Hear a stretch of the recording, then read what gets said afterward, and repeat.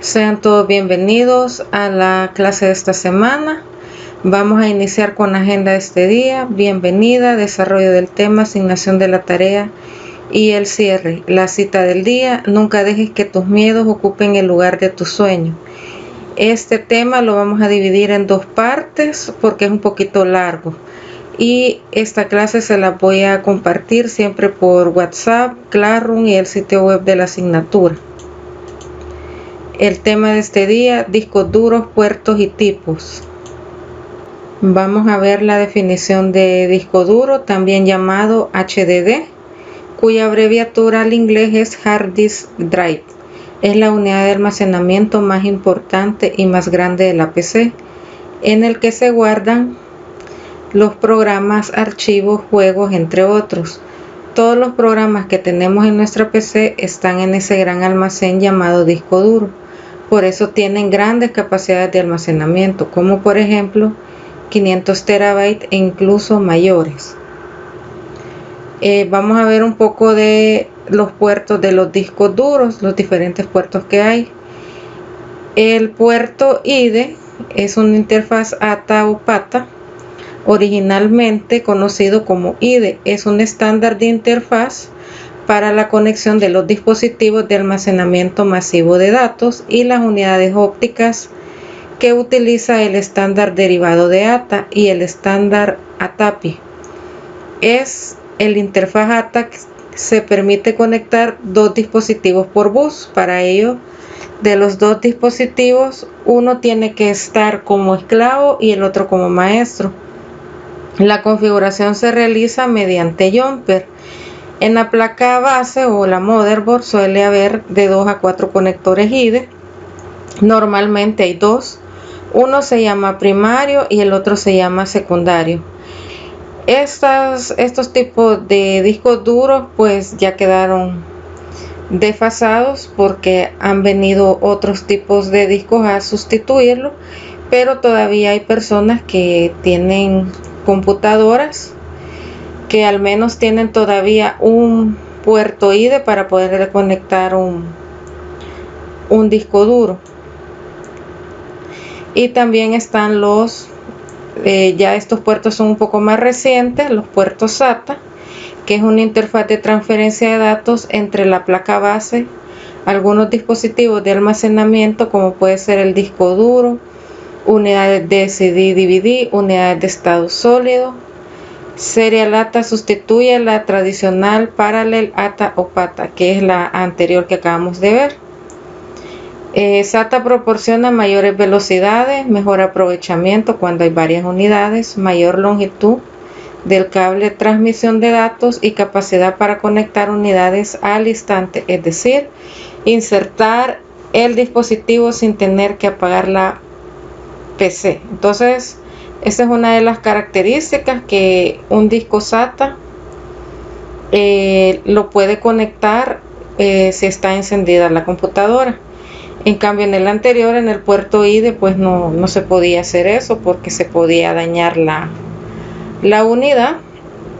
Y pues en este tipo de puerto, tanto en el IDE como en el SATA, no solo hay discos duros con esta conexión, sino que también están las unidades ópticas. Cuando hablamos de unidades ópticas, antes se utilizaban los CD-ROM y los DVD-ROM.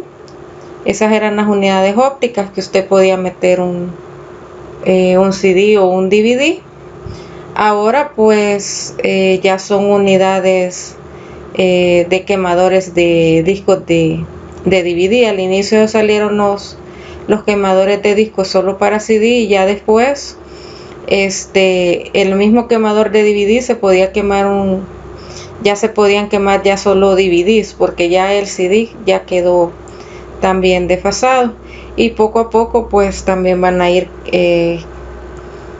quedando descartados los DVD. Eso siempre se da poco a poco.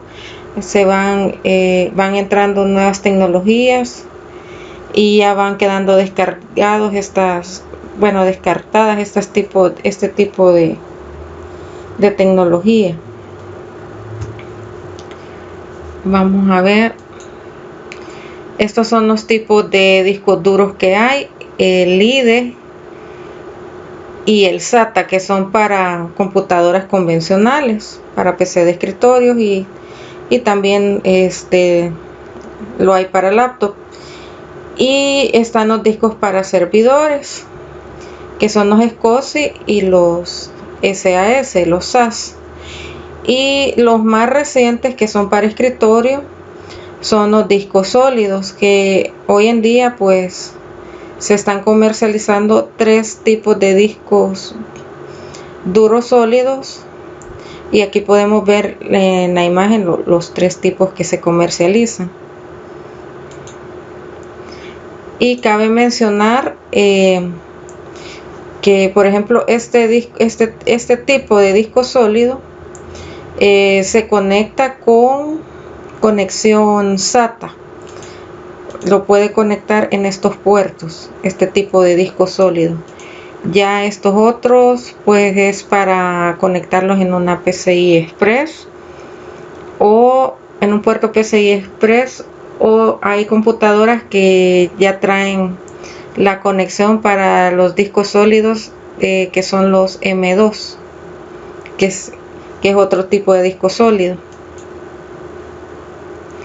Bueno, vamos a ver la estructura lógica del disco duro y partes de un disco duro IDE. En primer lugar, la información se almacena en unos finos platos o discos, generalmente de aluminio, recubiertos por un material sensible a alteraciones magnéticas, normalmente entre 2 y 4, aunque pueden ser hasta 6 o 7 según el modelo, y que giran todos a la vez sobre el mismo eje. Entonces aquí podemos ver algunas partes, lo que son los platos o discos, el cabezal y lo que es en sí todo el disco duro. La mayoría de los discos duros actuales giran ya a 7000 revoluciones por minuto, y actualmente existen discos de alta gama aún más rápidos, hasta 10.000 revoluciones por minuto. Y aquí podemos ver pues las partes que componen, o la estructura lógica del disco duro IDE, que son las pistas, los discos, los cilindros, el giro que hacen, las cabezas de lectura-escritura. Esta es la parte del movimiento del peine de los cabezales y los brazos de acceso de los cabezales. La superficie de cada disco se divide en una serie de anillos concéntricos denominados pistas. Aquí las podemos ver.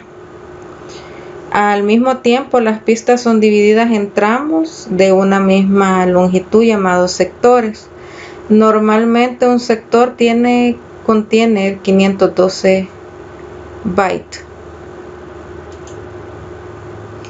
Ahora vamos a ver qué son las pistas. Son una circunferencia dentro de una cara. La pista 0 está en el borde exterior.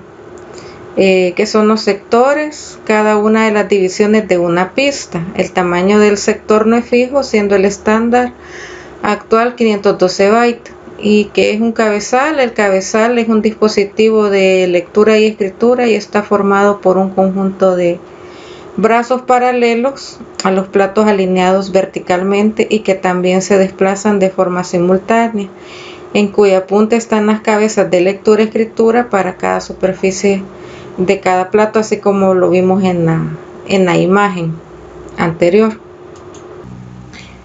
Ahora vamos a conocer qué es un clúster. Es la cantidad mínima de espacio que se puede asignar a un archivo. El tamaño de clúster representa la menor cantidad de espacio en disco que puede utilizarse para contener un archivo. Finalmente, los sectores suelen agruparse en clúster o unidades de asignación. Normalmente 4 sectores de 512 bytes constituyen un clúster, y uno o más clústeres forman una pista. Hay discos duros de clúster de 3 sectores. Entonces aquí podemos ver en la imagen que está el sector, y este contiene clúster de 4 sectores, y en la zona blanca sería lo que es la pista. ¿Cómo se añade un disco duro IDE? Podemos tener más de un disco duro en nuestra PC. La mayoría de los discos duros en las PC de escritorio son o solían ser de tecnología IDE. La tecnología IDE permite hasta 4 discos duros en una misma PC. El primer disco duro, el primero que se instalaba, se conoce como el disco primario. Y si usted instalaba un segundo disco, a ese se le decía que era un disco esclavo, un primario esclavo. Si usted instalaba un tercer disco, era un secundario maestro, un secundario máster.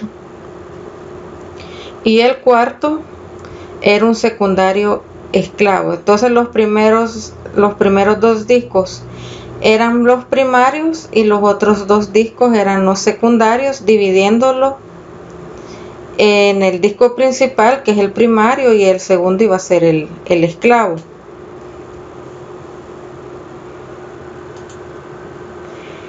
El primario, que era el principal, el primer disco que se instalaba, y muchas personas solo tenían un disco. Siempre el primario tomaba lo que es la letra C, que es la unidad de arranque de la PC. La diferencia entre el maestro o el máster y el esclavo se hace mediante un pequeño puente metálico, que a eso se le conoce como jumper, en la parte posterior de cada disco. Entonces aquí vemos el jumper es este azulito que está acá en la imagen. Entonces este jumper, digamos, este es el disco principal, entonces él tenía que estar en el maestro. Si yo colocaba otro disco duro adicional a este, que ya iba a ser el esclavo, entonces este jumper de ese segundo disco duro lo tenía que mover al esclavo, porque si yo no moví este jumper al esclavo, entonces no me lo iba a reconocer mi computadora.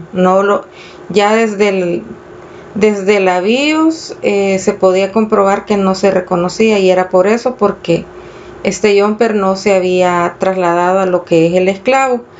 Las posiciones de esclavo maestro pues podían variar dependiendo la marca del disco duro. No siempre iba a estar en la tercera posición el maestro, a veces estaba en la segunda posición y el esclavo en la tercera posición, así que eso era indiferente. Ahora vamos con la tarea individual, que es un caso de estudio. En un foro de ayuda y soporte, el usuario Marco70 plantea una pregunta con respecto al disco duro. Lee la pregunta y responde a Marco70. El caso de estudio es colocar un disco duro de laptop en una PC. Entonces nos dice Marcos: hola, ¿qué tal amigos? Tengo guardado un disco duro SATA pequeño de laptop y quería saber si lo puedo colocar a funcionar en mi PC normal, o sea, en una PC de escritorio. ¿Habrá algún problema? ¿Afectará en algo? ¿Puede trabajar mi Windows normalmente en este disco de laptop, aunque sea en mi PC normal? Y las otras interrogantes: ¿de qué partes se compone el disco duro IDE? ¿Y cuántos discos duros IDE podemos tener en una PC de escritorio? La fecha y forma de entrega lo puede hacer en el cuaderno y tomar fotografías para enviarlo al correo Classroom. También puede hacerlo de forma digital y enviarlo al correo Classroom. Ahí les dejo mi correo, y la fecha de entrega es para el viernes 21 de junio. Deberá de escribir sus datos en el correo, su nombre completo, número de lista, grado, opción y sección. Y con esto finalizo la sesión de esta semana y nos vemos en la siguiente semana.